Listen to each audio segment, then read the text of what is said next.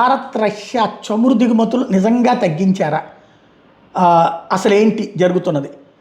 4 కంటైనర్లు వచ్చినాయి తాజాగా. దాన్ని శుద్ధి చేసి పెట్రోల్ డీజిల్ తయారీకి సమయం పడుతుంది. ఈలోగా అంతకుముందు శుద్ధి చేసి స్టోరేజ్లో ఉన్నదాన్ని కస్టమర్కి సహజంగా పంపించడం అనేది జరుగుతూ ఉంటుంది.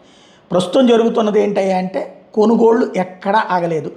ఉక్రెయిన్ యుద్ధ ప్రారంభం సమయంలో అంతర్జాతీయ బ్రెంట్ క్రూడ్ $130 బ్యారెల్, రష్యాకి సంబంధించినటువంటి క్రూడ్ ఆయిల్ బ్యారెల్ $100, అంటే $30 డిస్కౌంట్ ఇచ్చింది.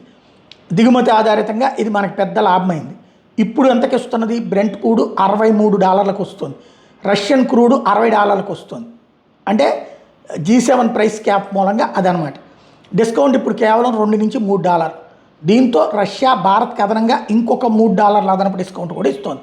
అంటే $55 నుంచి $58 తీసుకొచ్చినటువంటి సందర్భంలో రష్యా నుంచి వచ్చే ఎక్కువ రవాణా ఖర్చులు కలిపితే డిస్కౌంట్ పూర్తిగా పోతుంది. కాబట్టి కొన్ని ఇతర దేశాల నుంచి కూడా కొంటాం. మనం గయానా నుంచి కొంటామా, లేకపోతే ఇతర దేశాల నుంచి, అంటే మనకు వచ్చేదాన్ని బట్టి తీసుకుంటారు తప్పించి మరొకటి లేదు.